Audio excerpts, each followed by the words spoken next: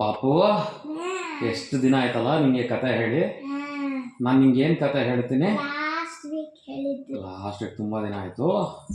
ಆ ಕತೆ ನಾನು ಹೇಳೋ ಕತೆಗೆ ಏನಂತ ಹೇಳ್ತೀನಿ ಹೇಳು? ನಿದ್ದೆಗೊಂದು ಕತೆ. ಓಕೆ, ಇವತ್ತು ನಿಂಗೆ ಒಂದು ಸೂಪರ್ ಆಗಿರೋದು ನಿದ್ದೆ ಬರೋಕ್ಕೋಸ್ಕರ ಒಂದು ಕತೆ ಹೇಳ್ತೀನಿ, ಆಯ್ತಾ? ಯಾವ ಕತೆ ಹೇಳ್ತೀನಿ ಗೊತ್ತಾ ಇವತ್ತು ನಿಂಗೆ? ಗಣೇಶ. ಹೆಂಗೆ ಹೇಳ್ದಿ? ಹಾಗೆ ಯಾಕೆ ನಿನ್ನೆ ಹಬ್ಬ ಮಾಡಿದ್ರಲ್ಲ, ಎಲ್ಲರೂ ಹಬ್ಬ ಮಾಡಿದ್ರು, ಅದಕ್ಕೋಸ್ಕರ ನೀನು ಗಣೇಶ ಕತೆ ಹೇಳ್ತೀನಿ ಅಂತ ನೀನು ಗೆಸ್ ಮಾಡಿದೆ. ಓಕೆ, ನಿನ್ನ ಗೆಸ್ ಸ್ವಲ್ಪ ಕರೆಕ್ಟಾಗೇ ಇದೆ, ಸ್ವಲ್ಪ ಏನು ಪೂರ್ತಿನೇ ಕರೆಕ್ಟಾಗಿದೆ. ನಾನು ಗಣೇಶನ ಕತೆ ಹೇಳ್ತೇನೆ. ಒಂದು ಮುದ್ದಾಗಿರೋ ಗಣೇಶನ ಕತೆ ಹೇಳ್ತೇನೆ. ಮಕ್ಕಳೆಲ್ಲ ಕೂಡ ತಮಾಷೆಯಾಗಿ ಎಂಜಾಯ್ ಮಾಡಿಕೊಂಡು ಕತೆ ಕೇಳ್ತಾ ನಿದ್ದೆ ಮಾಡೋದು. ನೋಡೋ ನಿಮಗೆ ಸ್ಟಾರ್ಸ್ ಎಲ್ಲ ಬರ್ತಾ ಇದೆ ವಿಡಿಯೋದಲ್ಲಿ. ನೋಡಿ, ವಿಡಿಯೋ ನೋಡ್ತಿದ್ರೆ ಕಲರ್ಸ್ ಎಲ್ಲ ಚೇಂಜ್ ಆಗ್ತಾ ಇದೆ ವಿಡಿಯೋದಲ್ಲಿ, ಸ್ವಲ್ಪ ಡಿಫ್ರೆಂಟಾಗಿ ಆ ಥರ ಸೆಟ್ ಮಾಡಿದ್ದೀನಿ. ನೋಡಿ, ಸ್ಟಾರ್ಸ್ ಎಲ್ಲ ಬರುತ್ತೆ. ಅಂದರೆ ವಿಡಿಯೋ ನೋಡ್ತಾ ಇದ್ರೆ ಈ ಸಲ ನೋಡ್ಕೊಂಡು ಕೂಡ, ಅಂದರೆ ನೋಡಲ್ ಒಂಥರ ಚಿಕ್ಕ ಚಿಕ್ಕ ಡಾಟ್ಸ್ ಬಂದು ಹೋಗಿ ಮಾಡ್ತಿದ್ದೆಲ್ಲ, ಅಂದರೆ ನಾವು ಸ್ಟಾರ್ಸ್ ಅನ್ಕೋಬೇಕಷ್ಟೇ. ನಿದ್ದೆ ಮಾಡೋ ಟೈಮಲ್ಲಿ ಅದನ್ನೆಲ್ಲ ನೋಡ್ತಿದ್ರೆ ಒಂಥರ ಸ್ಟಾರ್ಸ್ ಥರ. ನೋಡು, ಸ್ಟಾರ್ಸ್ ಥರನೇ ಇದೆ ಅಲ್ವಾ? ಅದಕ್ಕೆ ಸ್ಟಾರ್ಸ್ ಅಲ್ಲ, ಅಂದರೆ ಸ್ಟಾರ್ಸ್ ಅನ್ಕೋಬೇಕು ಒಂಥರ ನಿದ್ದೆ ಮಾಡೋ ಟೈಮಲ್ಲಿ. ಓಕೆನಾ? ಸೊ ಕತೆ ಸ್ಟಾರ್ಟ್ ಮಾಡ್ತೀನಿ. ಗಣೇಶನ ಕತೆ. ಏನು ಈ ಗಣೇಶನ ಕತೆ? ನಿಮಗೆ ಈ ಕಥೆಯನ್ನು ಕೇಳಿದ್ರೆ ಹೇಗೆ ಪ್ರಾರಂಭ ಆಗುತ್ತೆ ಅಂದರೆ, ಗಣೇಶ ಬರ್ತ್ಡೇ ಮಾಡ್ಕೊತಾನೆ. ಏನು ಮಾಡ್ಕೊತಾನೆ ಗಣೇಶ?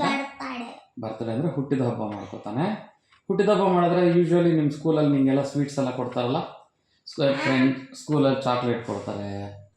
ಆಮೇಲೆ ಮನೆಯಲ್ಲಿ ಅಮ್ಮ ನಿಮಗೆ ವೆರೈಟಿ ಅಡುಗೆ ಮಾಡ್ತಾಳೆ. ಪಾಯಸ, ಚಿತ್ರಾನ್ನ ಅದೆಲ್ಲ ಮಾಡ್ತಾರೆ. ಹೋಳಿಗೆ ಕೊಡಲ್ವಾ? ಸರಿ, ನೀನು ಎಲ್ರಿಗೂ ಕೊಡ್ತೀಯಲ್ಲ. ಸ್ಕೂಲಲ್ಲಿ ಕ್ರೌನ್ ಕೊಡ್ತಾರೆ.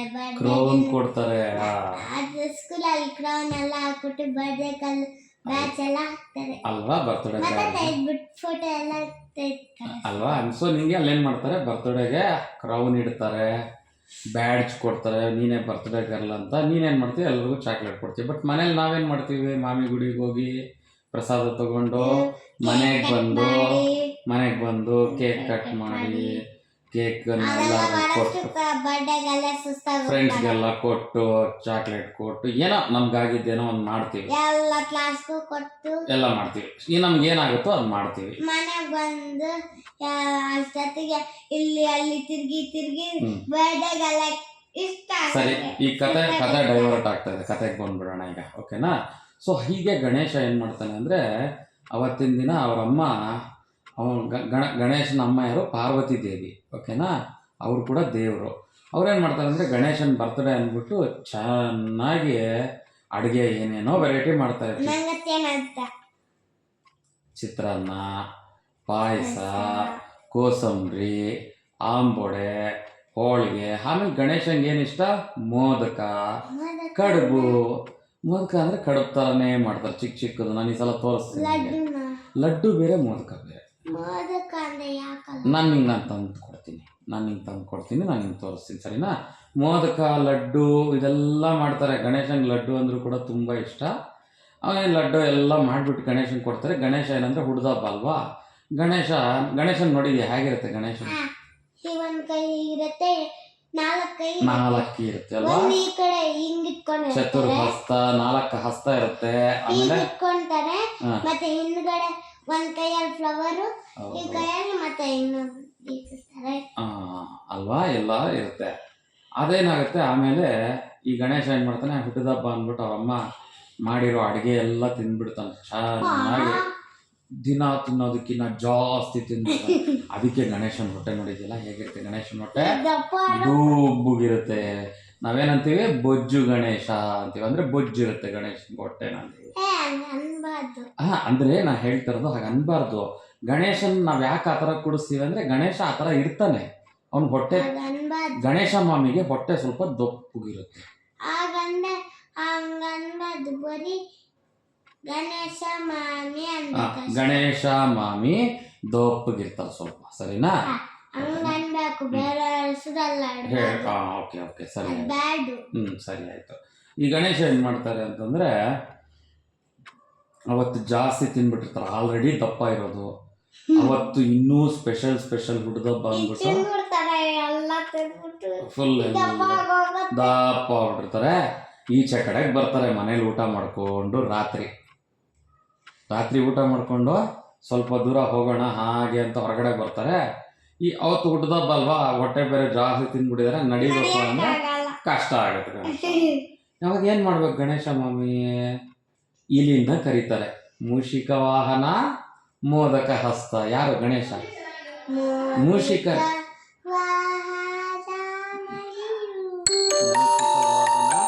ಮೋದಕ ಹಸ್ತ ಅಂದರೆ ಕೈಯಲ್ಲಿ, ಮತ್ತೆ ಅಷ್ಟಕ್ಕೆ ಸಾಕಾಗಿಲ್ಲ, ಮತ್ತು ಕೈಯಲ್ಲಿ ಮೋದಕನ ಇಟ್ಕೊಂಡು ಅಂದರೆ ಕಡುಬನ್ನ ಇಟ್ಕೊಂಡು ಈಚೆ ಕಡೆಗೆ ಬರ್ತಾರ.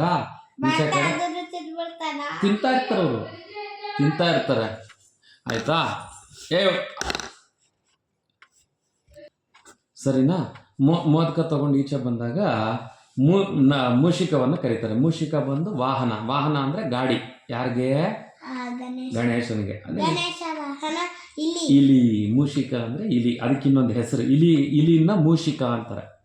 ಹಳೆಗನ್ನಡದಲ್ಲಿ ಮೂಷಿಕ ಅಂತಾರೆ, ಒಂದೇ ಅರ್ಥ ಅದಕ್ಕೆ. ಇಲಿನ ಕರೀತಾರೆ, ಇಲಿ ಬರುತ್ತೆ. ಇಲಿ ಬಂದರೆ ಇಲಿ ಭಯ ಬಿದ್ದುಬಿಡುತ್ತೆ. ಇವತ್ತು ಮೊದಲೇ ಗಣೇಶ ದಪ್ಪ ಜಾಸ್ತಿ, ಇವತ್ತು ನೋಡಿದ್ರೆ ಇನ್ನೂ ಚೆನ್ನಾಗಿ ತಿಂದುಬಿಟ್ಟಿದ್ದಾರೆ, ನಡೆಯೋಕ್ಕೆ ಆಗ್ತಾ ಇಲ್ಲ. ಇಲಿ ಭಯ ಪಟ್ಕೊಂಡು ನಡಿ ಹೋಗೋಣ ಅಂತಾರೆ ಗಣೇಶ ಮಾಮಿ. ಇಲಿ ಏನು ಉತ್ತರ ಕೊಡೋಕೆ ಬರಲ್ಲ, ಯಾಕೆಂದರೆ ಯಾರು ಸಾಕ್ಕೊಂಡಿರೋದು ಇಲಿನ? ಗಣೇಶ ಮಾಮಿ ಹೇಳಿದ ಮಾತು ಕೇಳಬೇಕಲ್ವಾ? ಏನೂ ಮಾತಾಡಲ್ಲ. ಸರಿ ಆಯಿತು ಸ್ವಾಮಿ ಅಂದ್ಬಿಟ್ಟು ಗಣೇಶನ ಮೇಲೆ ಕೂಡಿಸ್ಕೋತಾರೆ. ಪಾಪ ಇಲಿಗೆ ಗಣೇಶ ಮಾಮಿನ ಹೊತ್ಕೊಳ್ಳೋಕೆ ಆಗೋದಿಲ್ಲ. ಆದರೂ ಕಷ್ಟಪಟ್ಟು ಇಲಿ ಮೇಲೆ ಕೂತ್ಕೋತಾರೆ ಗಣೇಶ ಮಾಮಿ. ಅವ್ರ ಗಾಡಿ ಅಲ್ವಾ ಅದು? ಅದು ಅಷ್ಟೊಂದೇನಿಲ್ಲ, ಅದು ದೊಡ್ಡದಾಗೇ ಇರುತ್ತೆ, ಗಣೇಶ ಕೂತ್ಕೊಳ್ಳೋ ಅಷ್ಟೇ ಇರುತ್ತೆ.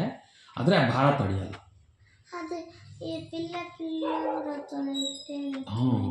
ಹಂಗೆ ಅದು ಸ್ವಲ್ಪ ದೊಡ್ಡ ಇಲಿ ಅದು, ಓಕೆನಾ? ಇಟ್ಕೊಂಡು ಅಲ್ಲಿ ಅದ್ರ ಮೇಲೆ ಕುತ್ಕೊಂಡು ಮುಂದಕ್ಕೆ ಹೋಗ್ತಾರೆ. ಒಂದಷ್ಟು ದೂರ ಹೋಗ್ತಾರೆ. ಇಲಿ ಕೈಯಲ್ಲಿ ಆಗೋದೇ ಇಲ್ಲ ಗಣೇಶನ ಕೂರಿಸ್ಕೊಳ್ಳೋದು. ಏನು ಪಾಪ ಏನೂ ಹೇಳೋಕ್ಕಾಗಲ್ಲ, ಹಾಗೇ ಮುಂದಕ್ಕೆ ಹೋಗ್ತಾ ಸ್ಲೋ ಆಗೋಗುತ್ತೆ. ಇಲಿ ಹೋಗೋಕ್ಕಾಗಲ್ಲ ಭಾರಕ್ಕೆ, ನನ್ನ ಕೈಯಲ್ಲಿ ಆಗ್ತಾ ಇಲ್ಲ ಅನ್ನೋ ಹಾಗಿಲ್ಲ. ಭಾರ ಇಲಿ ನೋಡಿದ್ರೆ ನಡಿ ಹೋಗು ಅಂತ ಇದೆ. ಮುಂದಕ್ಕೆ ಹೋದ ತಕ್ಷಣ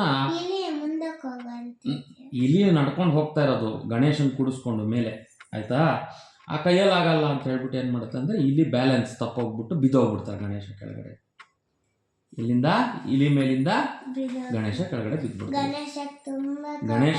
ಗಣೇಶನ ಕೋಪ ಬರಲ್ಲ, ಗಣೇಶನಿಗೆ ನೋವಾಗುತ್ತೆ ಕೆಳಗಡೆ ಬಿದ್ದರೆ, ಪಾಪ ಹಬ್ಬ ಆಗುತ್ತೆ ಗಣೇಶನಿಗೆ. ಅದನ್ನೇನು ಮಾಡ್ತಾರೆ ಅಂದರೆ ಚಂದ್ರ ಮೇಲಿನಿಂದ ನೋಡ್ತಾರೆ. ಯಾರು ನೋಡ್ತಾರೆ?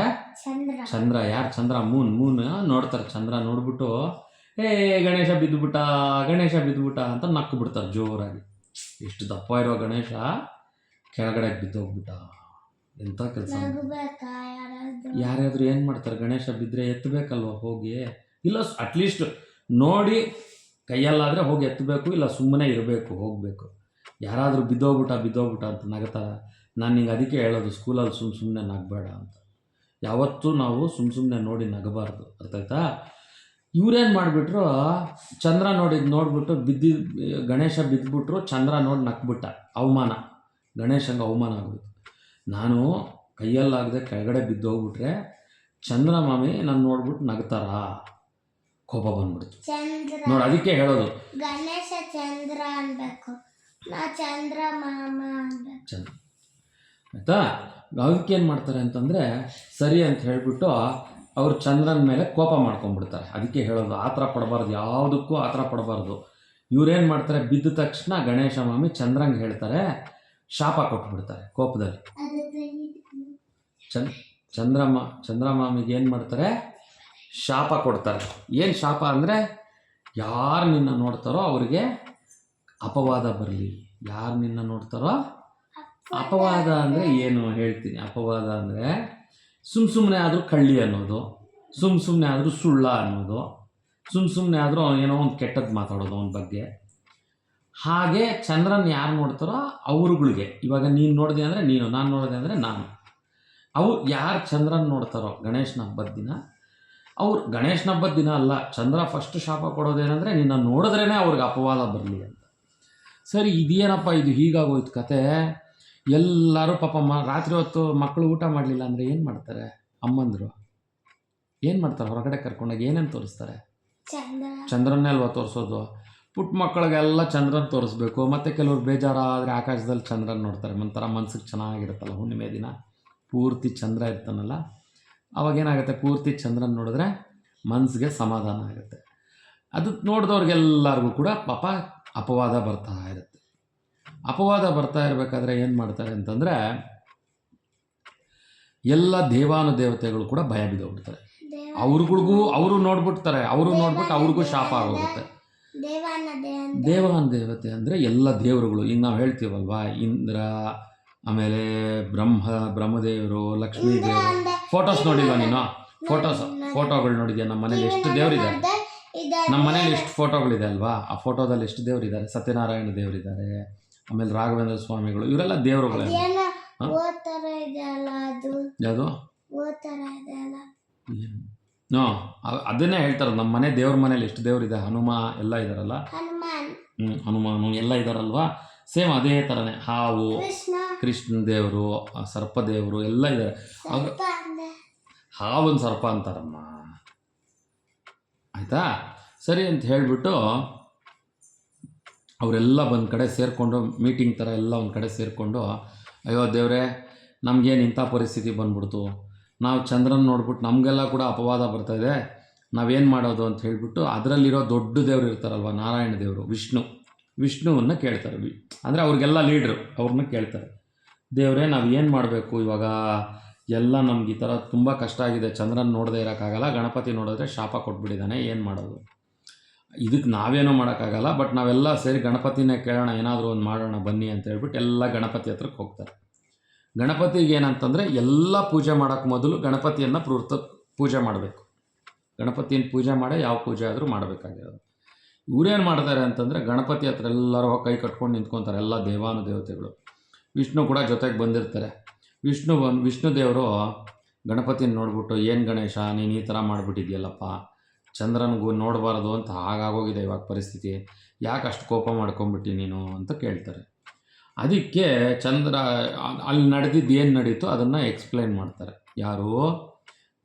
ಗಣಪತಿ ನನ್ನ ನೋಡಿ ಚಂದ್ರ ಈ ಥರ ನಕ್ಬಿಟ್ರು, ಬಿದ್ದರೆ ನನ್ನ ಗಾಡಿಯಿಂದ ಬಿದ್ದೋಗ್ಬಿಟ್ಟೆ ಇಲಿ ಮೇಲಿಂದ, ನನ್ನ ಬಂದು ಹೆಲ್ಪ್ ಮಾಡಬೇಕಲ್ವ, ನನಗೆ ಹೆಲ್ಪ್ ಮಾಡೋದು ಬಿಟ್ಬಿಟ್ಟು ನನ್ನ ನೋಡಿ ನಗ್ತಾರೆ, ನನಗೆ ಏಟಾಗಿದ್ದರೆ ಅದು ತಪ್ಪಲ್ವಾ, ಅದಕ್ಕೆ ನಾನು ಅವ್ರನ್ನ ಬೈದು ನಾನು ಅವ್ರಿಗೆ ಶಾಪ ಕೊಟ್ಬಿಟ್ಟೆ.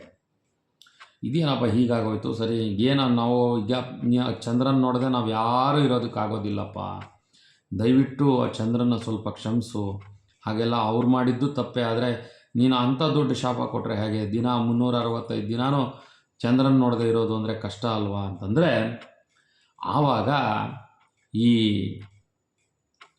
ಗಣೇಶ ಏನು ಮಾಡ್ತಾನೆ ಅಂದರೆ, ಸ್ವಲ್ಪ ಇವ್ರು ದೊಡ್ಡವರೆಲ್ಲ ಹೇಳಿದ್ರಲ್ವ, ದೇವರುಗಳೆಲ್ಲ ಹೇಳಿದ್ರಲ್ವ, ಅವ್ರು ಹೇಳಿದ ಮಾತನ್ನು ಅವ್ರು ಹೇಳ್ತಾ ಇರೋದು ಕರೆಕ್ಟೇ ಅಲ್ವಾ ಪಾಪ ಅಂತ ಹೇಳಿಬಿಟ್ಟು ಮನಸ್ಸು ಸಮಾಧಾನ ಮಾಡಿಕೊಂಡು, ಆದರೆ ನಾನು ಒಂದು ವಿಚಾರದಲ್ಲಿ ಹಿಂದೆ ಹೋಗೋದಿಲ್ಲ, ನನಗೆ ಮಾಡಿದ ಅವಮಾನ, ನನಗೆ ಸಹಾಯ ಮಾಡೋ ಟೈಮಲ್ಲಿ ನೋಡಿ ನಕ್ಕಿದ್ದು ನನಗೆ ಹಿಡಿಸಿಲ್ಲ, ಅದರಿಂದ ನಾನು ಏನು ಮಾಡ್ತೀನಿ ಅಂತಂದರೆ, ಭಾದ್ರಪದ ಮಾಸ ಶುಕ್ಲ ಪಕ್ಷದಲ್ಲಿ ಚೌತಿ ದಿನ ನಾವೇನು ಪೂಜೆ ಮಾಡ್ತೀವಿ ಗಣಪತಿ ಹಬ್ಬದ ದಿನ, ಯಾರು ಚಂದ್ರನನ್ನು ನೋಡ್ತಾರೋ ಅವ್ರಿಗೆ ಅಪವಾದ ಬರಲಿ, ಅಂದರೆ ಅವ್ರಿಗೆ ಕೆಟ್ಟ ಹೆಸರು ಬರಲಿ ಅಂತ ಹೇಳ್ಬಿಟ್ಟು ಆ ಒಂದು ದಿನಕ್ಕೆ ಮಾತ್ರ ಸೀಮಿತ ಮಾಡ್ತಾರೆ. ಅಂದರೆ ಆ ಒಂದೇ ದಿನ. ಅದಾಗ ಏನು ಮಾಡ್ತಾರೆ ಅಂತಂದರೆ, ಇದು ಚಂದ್ರನಿಗೂ ಹೇಳ್ತಾರೆ, ಇನ್ನು ನೀನು ಸಹಾಯ ಮಾಡೋದು ಬಿಟ್ಬಿಟ್ಟು ಅವ್ರನ್ನ ನೋಡಿ ನಕ್ಕಿದ್ದು ತಪ್ಪಲ್ವಪ್ಪ, ಬಿದ್ದಾಗ ಮನುಷ್ಯನಿಗೆ ಯಾವುದಾದ್ರೂ ವ್ಯಕ್ತಿ ಕೆಳಗಡೆ ಬಿದ್ದಾಗ ನಮ್ಮ ಕೈಯಲ್ಲಾದರೆ ಸಹಾಯ ಮಾಡಬೇಕು, ನೀನು ಸಹಾಯ ಮಾಡೋದು ಬಿಟ್ಬಿಟ್ಟು ಅವರನ್ನು ನೋಡಿ ನಕ್ಕಿದ್ದೀಯಲ್ವ, ಯಾಕೆ ಈ ರೀತಿ ಮಾಡಿಬಿಟ್ಟು ನೀನು ಅಂತ ಹೇಳಿ ಆ ದಿನ ಎಲ್ಲರೂ ನಿರ್ಧಾರ ಮಾಡ್ತಾರೆ. ಏನಂದರೆ, ಯಾರೂ ಕೂಡ ಭಾದ್ರಪದ ಮಾಸ ಶುಕ್ಲಪಕ್ಷ ಈ ಗಣಪತಿ ಹುಟ್ಟಿದ ಹಬ್ಬ ಏನಿದೆ, ನಾವೇನು ಗಣೇಶ ಚತುರ್ಥಿ ಅಂತ ಒಂದು ಆ ಪೂಜೆಯನ್ನು ಮಾಡ್ತೇವೆ, ಅವತ್ತಿನ ದಿನ ಯಾರೂ ಚಂದ್ರನನ್ನು ನೋಡಬಾರ್ದು. ಹಾಗೇನಾದರೂ ಚಂದ್ರನನ್ನು ನೋಡಿದ್ರೆ ಈ ಒಂದು ಕಥೆ ಇದನ್ನು ಸಟೀಕಾ ವ್ರತರತ್ನ ಅನ್ನೋ ಒಂದು ವೇದದ ಪುಸ್ತಕ. ಅದು ತುಂಬ ಹಳೆಯ ಪುಸ್ತಕ. ಆ ಪುಸ್ತಕದಲ್ಲಿ ಒಂದು ಅಧ್ಯಾಯವಾಗಿ ಇಟ್ಟಿದ್ದಾರೆ. ಮೊದಲನೇ ಒಂದು ಪಾಠ ಇದು, ಲೆಸನ್ ಥರ. ಆ ಬುಕ್ ಓಪನ್ ಮಾಡಿದ್ರೆ ಫಸ್ಟ್ ಬರೋದೇ ಈ ಒಂದು ಗಣಪತಿಯ ವ್ರತದ ಬಗ್ಗೆನೇ ಇರುತ್ತೆ ಡೀಟೇಲ್ಸ್. ಯಾಕೆ ಅಂತಂದರೆ ಯಾವುದೇ ವಿಷಯ ತೆಗೆದುಕೊಂಡ್ರೂ, ಯಾವುದೇ ಪೂಜೆ, ಯಾವುದೇ ಪುನಸ್ಕಾರ, ಯಾವುದೇ ಒಂದು ರೀತಿಯಾದಂಥ ಶುಭ ಕಾರ್ಯ, ಉಪನಯನ, ಮನೆಯಲ್ಲಿ ಪುಣ್ಯಾಹ, ಏನೇ ಒಂದು ಮದುವೆ, ಆಮೇಲೆ ಯಾವುದಾದ್ರೂ ವ್ರತಗಳು ಏನೇ ಮಾಡಿದ್ರೂ ಕೂಡ ಪ್ರಥಮವಾಗಿ ಗಣಪತಿ ಪೂಜೆಯನ್ನು ಮಾಡಲೇಬೇಕು. ಏಕೆಂದರೆ ಈ ಗಣೇಶ ಅಥವಾ ಗಣಪತಿ ಅನ್ನೋರು ಏನಿದ್ದಾರೆ ಅವರು ವಿಘ್ನ ವಿನಾಯಕ ಅಂತ ಕರಿತೀವಿ. ಅಂದರೆ ಆ ಕಾರ್ಯಕ್ರಮ ಯಶಸ್ವಿಯಾಗಿ ಮುಂದೆ ಹೋಗಬೇಕು ಅಂದರೂ ಗಣಪತಿ ಪೂಜೆ, ಆ ಪೂಜೆ ಅಥವಾ ನಾವು ಅಂದ್ಕೊಂಡಿರ್ತಕ್ಕಂಥ ಸಂಕಲ್ಪ ಭಂಗ ಆಗಬೇಕು ಅಂದರೆ ಅದನ್ನು ಮುರಿಬೇಕು, ಮುಂದಕ್ಕೆ ಹೋಗೋಕ್ಕೆ ಬಿಡಬಾರ್ದು ಅಂದರೂ ಕೂಡ ಈ ಗಣಪತಿ ಪೂಜೆಯನ್ನು ಮಾಡೋದರಿಂದ ಅಂದರೆ ಆ ರೀತಿ ತೊಂದರೆ ಆಗದೇ ಇರೋ ರೀತಿ ರಕ್ಷಣೆ ಮಾಡ್ತಾನೆ. ಆ ಒಂದು ರೀತಿ ಸಂಕಲ್ಪವನ್ನು ಭಂಗ ಮಾಡದೆ ಅಂದರೆ ಅದನ್ನು ಯಾವುದೇ ರೀತಿಯಾದಂತಹ ತೊಂದರೆ ಆಗದಂತೆ ಕಾಪಾಡೋದು.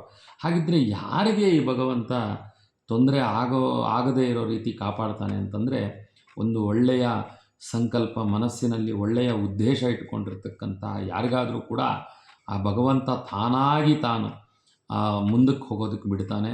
ಏನಾದರೂ ತೊಂದರೆಗಳಿದ್ದರೆ ಅದು ಅಂಥ ಸಮಯದಲ್ಲಿ ಏನು ಮಾಡ್ತಾನೆ ಅಂದರೆ ಗಣಪತಿಯೇ ಅದನ್ನು ತಡೆದು ನಿಲ್ಲಿಸ್ತಾನೆ, ಮುಂದಕ್ಕೆ ಹೋಗಬೇಡಿ ಅಂತ. ಇದೊಂದು ನಮಗೆ ಬಲವಾದ ನಂಬಿಕೆ ಹಿಂದಿನಿಂದ ಬಂದಿರತಕ್ಕಂಥದ್ದು. ಸೊ ನೀನು ಆಲ್ರೆಡಿ ಫಸ್ಟ್ ಕ್ಲಾಸಾಗಿ ನಿದ್ದೆ ಸ್ಟಾರ್ಟ್ ಮಾಡಿಬಿಟ್ಟು 5-6 ನಿಮಿಷ ಆಯಿತು. ನಾನು ಕತೆ ಅರ್ಧಂಬರ್ಧ ನಿಲ್ಲಿಸಬಾರ್ದು ಅಂತ ಹೇಳಿ ಪೂರ್ತಿ ಕತೆ ಹೇಳಿದ್ದೇನೆ. ಇದು ಸಟೀಕಾ ವ್ರತರತ್ನದಲ್ಲಿ ಬರ್ತಕ್ಕಂಥ ಒಂದು ಕತೆ. ಇದರಲ್ಲಿ ಸಣ್ಣ ಪುಟ್ಟ ಚೇಂಜಸ್ ಇರ್ಬೋದು, ಮಕ್ಕಳಿಗೆ ಕತೆ ರೀತಿಯಲ್ಲಿ ಮಲಗಿಸೋದಕ್ಕೋಸ್ಕರ ಹೇಳಿರ್ತಕ್ಕಂಥದ್ದು. ಏನಾದರೂ ಚೇಂಜಸ್ ಇದ್ದರೆ ಅದನ್ನು ಸರಿಪಡಿಸ್ಕೊಳ್ಳಬೇಕು ಅಂತಂದರೆ ಥ್ಯಾಂಕ್ಸ್. ಎಲ್ಲ ಮಕ್ಕಳು ಕೂಡ ಇದನ್ನು ಕೇಳಿದ್ದಕ್ಕೆ ಥ್ಯಾಂಕ್ಸ್. ಗುಡ್ ನೈಟ್, ಶುಭರಾತ್ರಿ ಎಲ್ಲ ಮಕ್ಕಳು. ಹೀಗೆ ಕತೆಗಳು ಒಂದು ಒಳ್ಳೆಯ ಸಾರಾಂಶ ಇರತಕ್ಕಂಥದ್ದು. ಈ ಕಥೆಯಲ್ಲಿ ಏನಿದೆ ಸಾರಾಂಶ ಅಂತಂದರೆ, ಯಾರಾದರೂ ಬಿದ್ದಾಗ ಅಥವಾ ತಗಲಿಸ್ಕೊಂಡಾಗಲೋ ಮತ್ತಿನ್ನೇನೋ ಆದಾಗ ನಮ್ಮ ಕೈಯಲ್ಲಾದರೆ ಸಹಾಯ ಮಾಡಬೇಕೇ ಹೊರತು ಅಂತಹ ಒಂದು ಪರಿಸ್ಥಿತಿನಲ್ಲಿ ಒಬ್ಬರನ್ನು ನೋಡಿ ಅವಹೇಳನ ಮಾಡ್ತಕ್ಕಂಥದ್ದು ತಪ್ಪು ಅಂತಕ್ಕಂಥ ಒಂದು ಸಾರಾಂಶವನ್ನು ಇದರಲ್ಲಿ ಇಟ್ಟಿದ್ದಾರೆ. ಅದರಿಂದ ಯಾವುದೇ ಒಂದು ಕಥೆಯ ನಮ್ಮ ಒಂದು ಹಿಂದೂ ಸಂಪ್ರದಾಯದಲ್ಲಿ ನಾವು ಮಾಡ್ತಕ್ಕಂಥ ಪೂಜೆಯಲ್ಲಿ ಪ್ರತಿಯೊಂದಕ್ಕೂ ಒಂದು ಅರ್ಥ ಇರ್ತದೆ. ತಿಳ್ಕೊಳ್ಳೋಂಥ ಪ್ರಯತ್ನ ಮಾಡಿದಾಗ ಮಾತ್ರ ನಮಗೆ ಅದು ಅರ್ಥ ಆಗ್ತದೆ. Thanks for watching. ಎಲ್ಲ ಮಕ್ಕಳಿಗೂ ಕೂಡ ಗುಡ್ ನೈಟ್. ಮತ್ತು ಇದಾದ ಮೇಲೆ ನಾಳೆ ಅಥವಾ ನಾಳೆದ್ದು ಸಮಯ ಸಿಕ್ಕಾಗ ನಾನು ಮತ್ತೆ ಇನ್ನೊಂದು ಸೆಮಂತಕೋಪಾಖ್ಯಾನ ಆ ಕತೆ ಹೇಳಿ ಮಗುವನ್ನು ಮಲಗಿಸ್ತೀನಿ. ಎಲ್ಲರಿಗೂ ಧನ್ಯವಾದಗಳು. ಇಷ್ಟ ಪಣೀಂದ್ರ, ISTA ಇಷ್ಟ. ಇಕಾರದ ಪಕ್ಕ ಸಕಾರಕ್ಕೆ ಟಾವತ್ತು ಇಷ್ಟ. ಸಕಾರಕ್ಕೆ ಟಾವತ್ತು ಇಷ್ಟ ಪಣೀಂದ್ರ. ಧನ್ಯವಾದಗಳು. ಎಲ್ಲರಿಗೂ ಒಳ್ಳೆಯದಾಗಲಿ. ಶುಭರಾತ್ರಿ. ಗಣೇಶ ಚತುರ್ಥಿಯ ಶುಭಾಶಯಗಳು ಎಲ್ಲ ಮಕ್ಕಳಿಗೂ ಹಾಗೂ ಮಕ್ಕಳ ಪೋಷಕರಿಗೂ ಕೂಡ. ಧನ್ಯವಾದಗಳು.